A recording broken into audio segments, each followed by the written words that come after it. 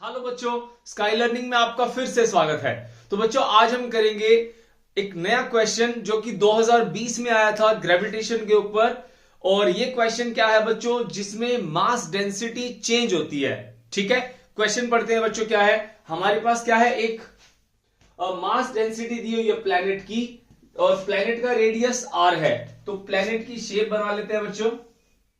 ये प्लेनेट का रेडियस है आर, और इसकी डेंसिटी चेंज हो रही है विद द डिस्टेंस आर। कोई इसके अंदर आर डिस्टेंस है बच्चों। मान लेते हैं यहां पे एक पॉइंट है, इसका डिस्टेंस आर है, स्मॉल आर। ठीक है, और इसकी डेंसिटी चेंज हो रही है। तो गिवन डेटा क्या है बच्चों, radius R, density rho naught 1 minus are का स्क्वायर, और करना क्या है, gravitational field is maximum at. तो मतलब ग्रेविटेशनल फील्ड ई होता है या आई होता है, मैक्सिमम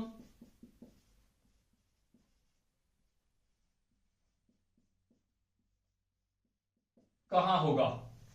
ठीक है, ये ऑप्शंस हैं, इनमें से हमारा एक आंसर है बच्चों। ठीक है, तो जो बच्चे ट्राई करना चाहते हैं वो ट्राई कर सकते हैं। पहले इसको आप ट्राई कर लो, और मैं इसको सॉल्व करता हूं। ट्राई करके आप देख लेना आपका आंसर क्या आया है, उसका तरीका कैसा था, आपने कैसे किया, मैंने कैसे किया। ठीक है बच्चों, तो स्टार्ट करते हैं। ये हमारे पास एक एलिमेंट मैंने काट लिया बच्चों। ठीक है, वेरिएबल है। वेरिएबल का मतलब क्या होगा, इसमें डेंसिटी चेंज हो रही है। डेंसिटी चेंज होने का मतलब क्या होता है कि हमें यहां पे डिफरेंशिएशन, इंटीग्रेशन वगैरह लगाना होगा, क्योंकि हमें यहां पे एलिमेंट से डील करनी है। अब बच्चों, कहानी क्या है, देखो। अब यहां पे जो मैंने एलिमेंट काटा है, स्फीयर के अंदर एलिमेंट क्या होगा हमारे पास, स्फीयर का एलिमेंट होगा हमारे पास एक शेल लाइक स्ट्रक्चर। क्योंकि स्फीयर हमारा जो बनता है वो किस चीज से बनता है, स्फेरिकल शेल, फिर उसके ऊपर स्फेरिकल शेल, उसके ऊपर स्फेरिकल शेल। इसका सिंपल एग्जांपल देता हूं मैं आपको, पत्ता गोभी। ठीक है, पत्ता गोभी आप सभी ने खाई है, चाउमीन में डलती है, जो भी चाइनीज आइटम होती है हम खाते हैं पत्ता गोभी। तो उसका देखा है तुम लोगों ने, उसमें वो जो स्फेरिकल शेप होती है वो कैसे होती है, आप उसकी एक लेयर को पकड़ के निकाल देते हो। जैसे कई बार हम मार्केट से लेके आते हैं, उसके ऊपर मान लो कोई खराब लेयर है, थोड़ी सी खराब है मान लो, आप क्या करते हो, उसको पकड़ के उतार देते हो। अब उसको फील करो, उसकी जो आप लेयर उतारते हो वो क्या होती है, वो एक शेल होती है। आप उतारते जाओ उसकी लेयर्स उतारते जाओ, तो आपको कैसा लगेगा कि बहुत सारे स्फीयर आपने निकाल दिए। अब जरा उसको कभी देखना। ठीक है, अब आपको पता लगे कि मैंने यहां पे एग्जांपल लिए पत्ता गोभी का। अब आप कभी जब पत्ता गोभी को देखोगे तो आप देखना उसमें जो एलिमेंट आपने निकाला है वो क्या निकाला है, वो एक स्फेरिकल शेल है। उसकी कोई थिकनेस होती है, बहुत पतली होती है थिकनेस, तो वो थिकनेस है हमारी dr। ठीक है, ये dr, और उसका कोई मास होगा। पूरी गोभी का मास कितना है, m है, तो उस पत्ते का मास कितना होगा, dm होगा। समझ में आ गया, क्लियर है। ओके, तो r इसका क्या है, रेडियस है, dm इसका मास है, डेंसिटी इसकी गिवन है बच्चों, डेंसिटी गिवन है। तो यहां पे हम क्या करते हैं, जो मास हमारा चेंज हो रहा है dm, उसको हम लिख लेते हैं कि डेंसिटी की फॉर्म में। अब देखो बच्चों, डेंसिटी का फॉर्मूला होता है मास अपॉन में volume.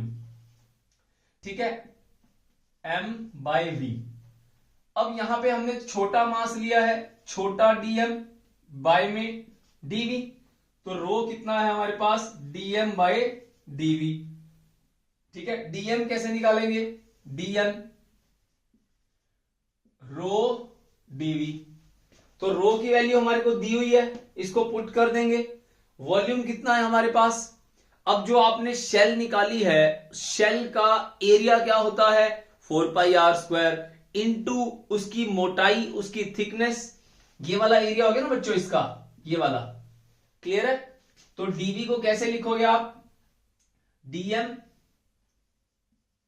Equals to rho into DV 4 pi are का square into D R. Clear हो गया बच्चों। अब डेंसिटी की वैल्यू हमारे पास, डेंसिटी की वैल्यू ये भी, डेंसिटी की वैल्यू यहां डाल दो तो क्या हो जाएगा बच्चों, dm is equals to rho naught into 1 minus are का स्क्वायर बाई आर का स्क्वायर इंटू ये वाली वैल्यू 4 पाई आर का स्क्वायर इंटू डी आर। ठीक है, क्योंकि चेंजेस इसके अंदर आ रहे हैं डेंसिटी के अंदर, तो डेंसिटी के चेंजेस है तो हम यहां पे इंटीग्रेशन करके जो भी हमारे को वैल्यू दी हुई है उसके हिसाब से हम इसका मास फाइंड आउट कर लेंगे। ठीक है, तो इंटीग्रेट कर दो बच्चों, कहां से कहां तक डेंसिटी चेंज हो रही है, from its centre with the distance r, from its centre, centre से आर तक, तो 0 से आर तक। क्लियर है। डीएम एम, डीएम का इंटीग्रेशन एम हो गया बच्चों। रो नोट, अब देखो डी के साथ आर है, डी के साथ आर है, छोटा आर, तो छोटे आर के रिस्पेक्ट में जो भी टर्म्स हैं वो इंटीग्रेशन के अंदर, बाकी बाहर। तो एम रो नोट 4 पाई, 4 पाई रो नोट बाहर आ गया बच्चों, ब्रैकेट लगाओ। उसके बाद क्या है, 1 माइनस आर का स्क्वायर बाय कैपिटल आर का square, r square d r, r square d are. Clear है। अब आर स्क्वायर डी आर को मल्टीप्लाई कर दो अंदर, मल्टीप्लाई कर दो अंदर, तो m क्या हो जाएगा हमारे पास, इसको थोड़ा छोटा कर दूं, थोड़ी जगह बन जाएगी ना।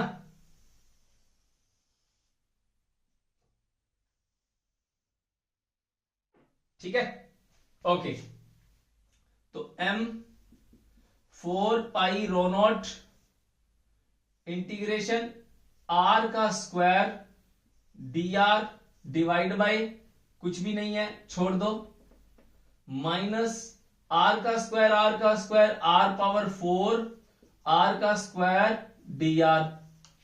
क्लियर हो गया। लिमिट 0 से r, 0 से r। अब देखो बच्चों, इंटीग्रेशन इसका भी होगा, इंटीग्रेशन इसका भी होगा।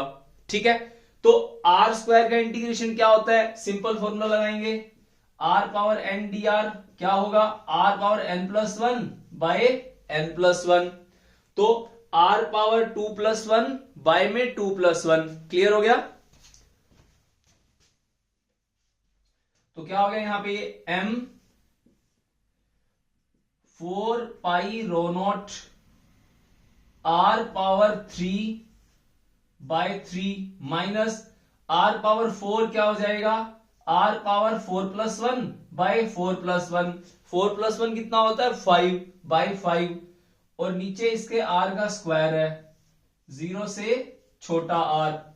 अपर limit minus lower limit, upper limit है आर, तो मतलब यहां पे जो आर है इसमें मैं आर पुट करूंगा तो क्या बनेगा, आर माइनस 0 पुट करूंगा तो वो टर्म खत्म हो जाएगी। तो कहने का मतलब है ये टर्म एज इट इज आ जाएगी, क्योंकि नीचे वाली लिमिट क्या है, लोअर लिमिट 0 है। तो m कितना आ गया, 4 पाई रो नॉट और r का क्यूब बाय 3 माइनस r का 5 बाय में 5r का स्क्वायर। तो बच्चों ये हमारे पास मास आ गया। निकालना क्या है, ग्रेविटेशनल फील्ड मैक्सिमम कहां होगा, ग्रेविटेशनल फील्ड, तो ग्रेविटेशनल फील्ड मैक्सिमम, तो ग्रेविटेशनल फील्ड का फॉर्मूला क्या होता है, जी एम बटे आर का स्क्वायर, जी एम बटे आर का स्क्वायर। एम हमने निकाल लिया, ठीक है, एम की वैल्यू कितनी है, ये देखो, ई कितना आ गया, ई आ गया जी 4 पाई रो नॉट, और m की जगह पुट, और नीचे r का स्क्वायर भी है, ठीक है, और r का 3/3 माइनस r पावर 5/5 r का स्क्वायर। अब बच्चों r का स्क्वायर अंदर मल्टीप्लाई कर दूंगा तो छोटे r से r क्यूब कैंसिल होएगा, एक r बचेगा, e 4 पाई रो नॉट जी, क्या बचेगा, अंदर गया r power sorry r power 1 divide by 3 और r power 3 divide by 5 r का स्क्वायर। तो बच्चों ये आ गया हमारे पास ग्रेविटेशनल फील्ड आ गया। अब बच्चों ये कहता है कि मैक्सिमम कहां होगा। मैक्सिमम के लिए हम क्या करते थे, आपको याद होगा जब हमने टूल किए थे, ठीक है, जो आपने कभी टूल करे हो क्लास में अपनी, ठीक है, बाकी मैंने इसमें मैथमेटिकल टूल करा रखा है, इसमें वीडियो है मैथमेटिकल टूल के नाम से। तो उसमें ना स्लोप के बारे में बताया हुआ है, स्लोप कहां मैक्सिमम होता है, कहां हमारा मिनिमम होता है।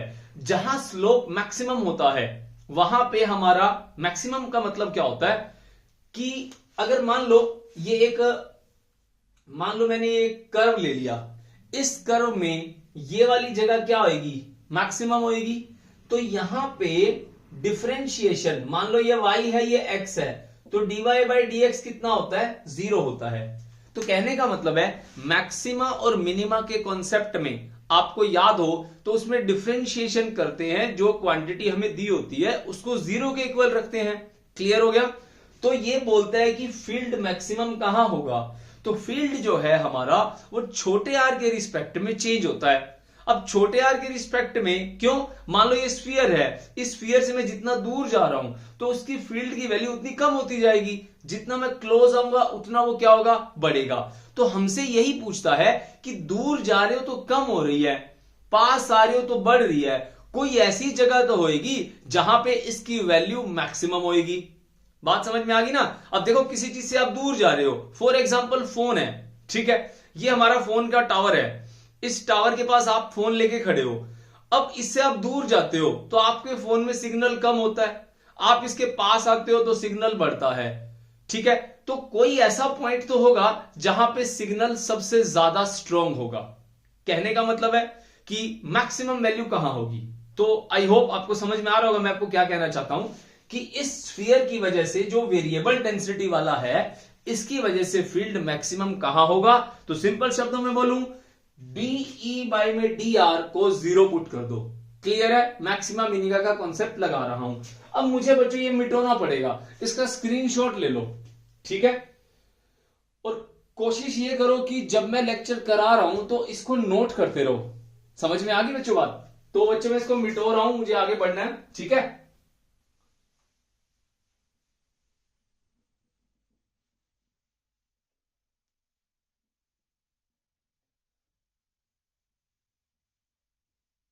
ओके, तो अभी हमें क्या करना है, हमें निकालना है डीई बाय में डी आर। तो देखो बच्चों इसका डिफरेंशिएशन करना है, सिंपल है, बिल्कुल कुछ नहीं करना, बिल्कुल आसान है। देखो डिफरेंशिएशन किसके रिस्पेक्ट में, आर के रिस्पेक्ट में। फॉर्मूला क्या होता है, इंपॉर्टेंट होता है वो फॉर्मूला। देखो y is equal to x की पावर n, तो dy बाई डी एक्स क्या होता है, n x n माइनस 1 होता है। तो मान लो मैंने बोला y is equal to x की पावर 2 है, तो dy बाई डी एक्स क्या होगा, देखो अपोन में x है, x की पावर को सिर्फ आपको x को देखना है, जो अपोन में आता है उसको देखना है, बाकी सारी टर्म्स कांस्टेंट होती हैं। 2 आगे x 2 माइनस 1, तो कितना आंसर आ गया, 2x आ गया। क्लियर है। ओके, अब इसको लगाते हैं। हमें क्या देखना है, हमें अब छोटे आर को देखना है। छोटा आर पकड़ लो, ये रहा, छोटे आर की पावर 1 है, पहले वो लिख लो जो वैल्यू कांस्टेंट है। कितनी है, आर पावर 1, तो 1 आर 1 माइनस 1 बटा 3 माइनस छोटा आर दोबारा आ गया 3, छोटा आर 3 माइनस 1 बटे 5 बड़े आर का स्क्वायर। बड़े आर से लेना देना नहीं है, वो कांस्टेंट है, छेड़ना मत उसको, छोटू आर को देखना है।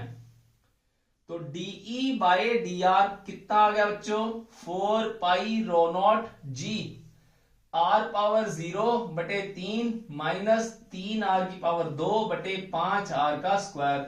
जिसकी पावर 0 उसको 1 बोलते हैं, ठीक है। तो अब डी बाई डी आर को 0 पुट कर दूं क्योंकि मैक्सिमम वैल्यू निकालनी है। 0 4 pi rho naught G 1 by 3 minus 3 छोटू आर का स्क्वायर, ये आर इसका कोई लेना देना नहीं है, पहले लिखा हुआ था, बाई में 5 आर का स्क्वायर इसको यहां ले आओ, 0 हो गया तो क्या बनेगा बच्चों, -1/3। ये 0 हो गया ना, तो 1/3 इधर लाऊंगा तो माइनस हो जाएगा, इक्वल टू -3r का स्क्वायर 5r का कैपिटल R का स्क्वायर। माइनस से माइनस मर गया, 3 नीचे आ गया, 9 बन गया। तो इसको यहां कर लेते हैं बच्चों।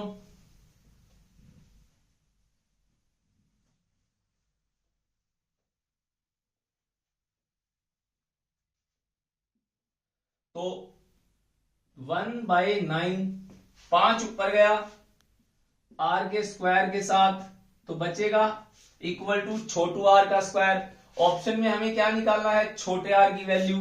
तो r क्या है हमारे पास, 5r का स्क्वायर बटे 9 रूट, यही आएगा ना, ठीक है, क्योंकि यहां से स्क्वायर हटेगा, यहां रूट आ जाएगा। अब यहां से r का स्क्वायर है तो 5/9 r। अब यहां चाहते तो हम 9 को भी बाहर निकाल सकते हैं, बट हमारा ऑप्शन नहीं है, तो 9 अंदर रहने दो, हमें क्या दिक्कत है। क्लियर, तो आंसर आ गया हमारे पास डी। क्लियर है बच्चों, समझ में आ गया होगा आई थिंक। वेरिएबल डेंसिटी के सवाल करना कैसे है, सबसे पहले आपको उसके अंदर जो एलिमेंट होता है हमारा मास का वो लेना है, पता लगाना है कि वो बनता किससे है। ये डे बाय डे जब क्वेश्चंस करोगे, तो जब नए नए कॉन्सेप्ट उठाओगे वेरिएबल वाले, तब ज्यादा क्लियर होती है चीजें।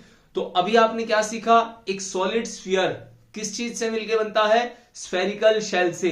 एग्जाम्पल में याद रखोगे पत्ता गोभी। क्लियर है, ओके। अगला सवाल 2022 में आया था, बहुत प्यारा क्वेश्चन है, ट्राई करो, तब तक मैं इसको मिटाता हूं।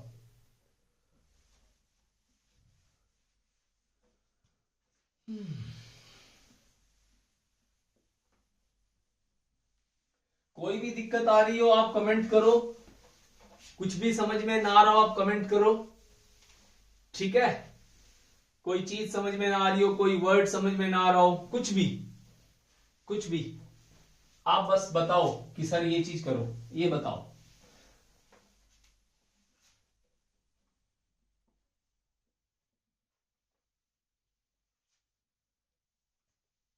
ओके, अगला सवाल 15th क्वेश्चन बच्चों हमारा, इसका सॉल्यूशन देखो बच्चों। कहता है कि 3 पार्टिकल हैं ए बी सी, इनके मास दे रखे हैं 100 किलोग्राम, भारी है, बहुत भारी।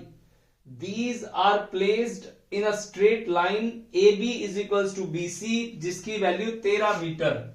एक पॉइंट है बच्चों ए, इसके बाद दे रखा है बी, इसके बाद दे रखा है सी। क्लियर है, 13 metre, 13 metre sorry, the gravitational force on the fourth particle P of same mass, मतलब 100 किलोग्राम का ही है, इज F। कोई एक और पार्टिकल है, चौथा पार्टिकल, उस पर फोर्स लग रहा है, उसकी वैल्यू F दी हुई है, कहां रखा गया है वो, is placed at a distance 13 metre from the particle B on the perpendicular bisector. यहां से लेकर के यहां तक 13 मीटर तक, 13 मीटर तक एक पार्टिकल है P, जिसका मास कितना है 100 kg। सेम बोला है ना, सेम, ठीक है, ये रहा सेम। अब इसके ऊपर जो फोर्स लग रहा है F, वो लग रहा है AC लाइन, ये वाली लाइन बच्चों, ये मतलब देखो ये फोर्स कैसा होता है, अट्रैक्टिव, नीचे खींच रहा है इसको। तो जिस पे फोर्स लग रहा हो वहां से एरो बनाए जाते हैं। जिस पार्टिकल पे काम हो रहा होता है या एक्शन हो रहा होता है, उस पार्टिकल से एरो बनाने होते हैं, याद रखना। अब यहां पे बोला है कि पी पार्टिकल को एक खींच रहा है, तो मतलब एक खींच रहा है या रिपेल कर रहा है, वो डिपेंड करता है फोर्स कौन सा है। हमारा चैप्टर ग्रेविटेशन चल रहा है, तो यहां पे फोर्स कैसा होगा, अट्रैक्टिव नेचर का होगा। तो ये नीचे की तरफ आ रहा है, इसकी वैल्यू F है। क्लियर हो गया। दूसरी बात, 90 डिग्री के एंगल पे है, 90। अब सेम देखो, अगर ये इसको ऐसे खींच रहा है तो ये भी तो इसको ऐसे ही खींचेगा, क्योंकि ये भी तो 100 kg का है ना। सारे के सारे जो ए बी सी हैं इनके मास कितने दे रखे हैं 100 kg। ये भी कितना है 100 kg। क्लियर हो गया। ये सारे इसको खींच रहे हैं तो ये भी खींचेगा, ये भी खींचेगा।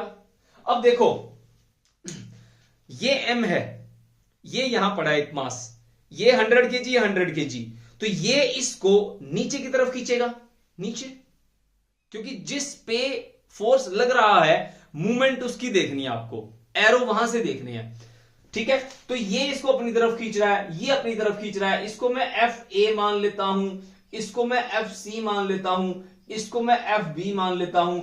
अगर मैं इसको थोड़ा सा लॉज ऑफ मोशन में लेके जाऊं तो किसी भी एंगल पे जो फोर्स लगता है, एंगल पे जो फोर्स लगता है उसका रिजल्टेंट रिजोल्यूशन ऑफ वेक्टर से निकालते हैं। तो ये लग रहा है एफ ए, ये लग रहा है एफ सी, ये लग रहा है एफ बी। एक बार आप बी को भूल जाओ, बी को छोड़ दो एक बार।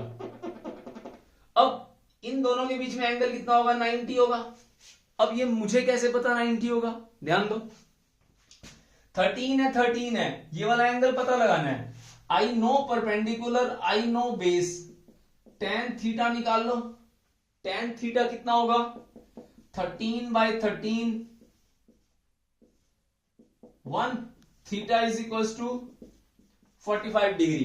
क्लियर हो गया। ये वाला एंगल कितना आ गया 45, ये वाला एंगल कितना आ गया 45, तो ये वाला एंगल 45, ये वाला एंगल 45, तो 45 प्लस 45 कितना हो गया 90। क्लियर होगी बात। सिंपल टी रेशोज हैं, क्लास 10th ट्रिग्नोमेट्री आपने पढ़ा होगा, ठीक है। सॉरी।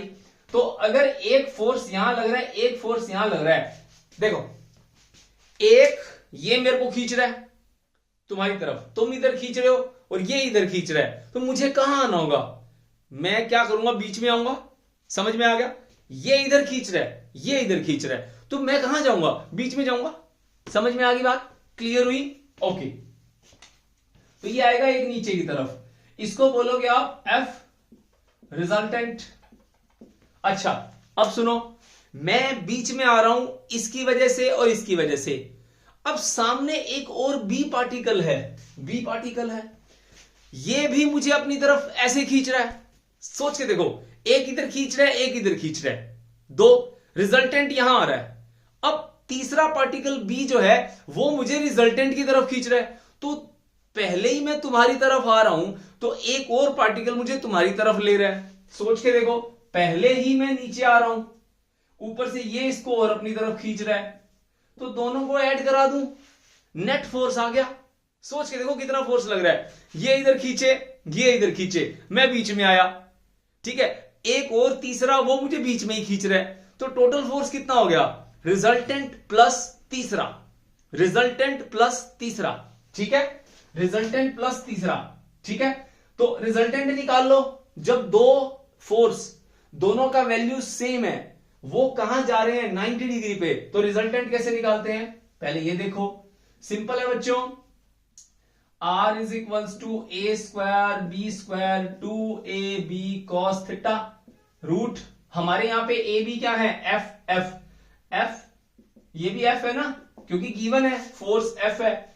तो सिंपल है बच्चों, रिजल्टेंट एफ का स्क्वायर, एफ का स्क्वायर, एफ का स्क्वायर cos 90 कितना हो गया 2f का स्क्वायर प्लस 0, cos 90 0 होता है, रूट 2f, एफ स्क्वायर में है, रूट से कटेगा, 2 के ऊपर रूट रहेगा, गलती मत करना। बच्चे क्या करते हैं, स्क्वायर से हटा देते हैं, आंसर लिख देते हैं 2f, ऐसी गलती मत करना। तो ये एफ रिजल्टेंट हो गया। टोटल फोर्स कितना आ गया एफ नेट। तीसरा भाई साहब ये भी तो खींच रहे नीचे, तो रूट 2f प्लस में फोर्स बी, तो ये बच्चों हमारा आंसर आ गया। अब इसको सिर्फ सोल्व करना है और हमारे आंसर से मैच करना है, बाकी कॉन्सेप्ट क्लियर हो गया होगा आई थिंक। ओके देखो बच्चों, फटाफट इसको सॉल्व करते हैं। तो एफ टोटल कितना हो गया रूट 2, फोर्स की वैल्यू हमें क्या करना है, हमें यहां पे एफ की वैल्यू फाइंड आउट करनी है कि ये एफ है कितना हमारा क्लियर हो गया कि ये एफ की वैल्यू लग कितनी रही है।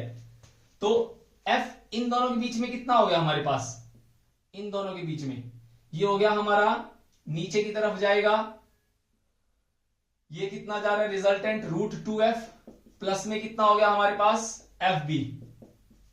एफ बी कितना है हमारे पास, एफ बी है हमारे पास जी एम एम बटे 13 का स्क्वायर, ठीक है। और √2f कितना हो गया हमारे पास, √2f कितना हो गया G M square divide by ये डिस्टेंस कितना हो गया हमारे पास 13 √2 और स्क्वायर हो गया इसका, क्योंकि ये 13 है, ये 13 है, 13 √2 हो गया, प्लस में जी एम का स्क्वायर डिवाइड बाय 13 का स्क्वायर। तो ये एफ नेट निकाल लेंगे बच्चों, कितना आ गया, तो √2 जी एम हमें पता है एम की वैल्यू 100 है, यहां पे इसको लिख लेते हैं √2 जी एम का स्क्वायर डिवाइड बाय 13 का स्क्वायर इंटू 2 और प्लस में जी एम स्क्वायर बाय में 13 का स्क्वायर, ठीक है। तो √GM स्क्वायर 13 स्क्वायर बाहर ले लो, GM स्क्वायर बाय में 13 का स्क्वायर, 13 का स्क्वायर और अंदर क्या बचेगा √2 बाय में 2 प्लस 1, ठीक है। m का स्क्वायर की वैल्यू डाल दो, कितनी आएगी m के स्क्वायर की F net is equals to G 100 का स्क्वायर बाय में 169 √2, क्या बनेगा ये √2 प्लस 2 डिवाइड बाय 2, ठीक है, 2 √2 प्लस 2, तो जी 100 इंटू 100, ठीक है,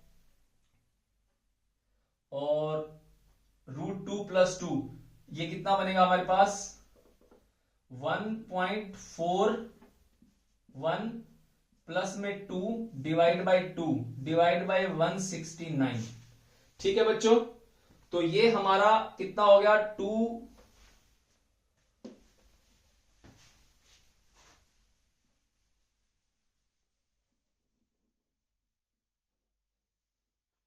तो ये हो गया F net is equals to G 100 into 100, तो 1.41 कितना हो जाएगा 2.3 हो गया, 2.3.14 डिवाइड बाय कितना हो गया हमारे पास 169 इंटू 2, ठीक है 169। अब बच्चों पॉइंट हटाया, नीचे 100 आया, ठीक है, 100 से एक 100 कट गया, तो 100 इंटू जी और 314 डिवाइड बाय 169 इंटू 2, क्लियर हुआ।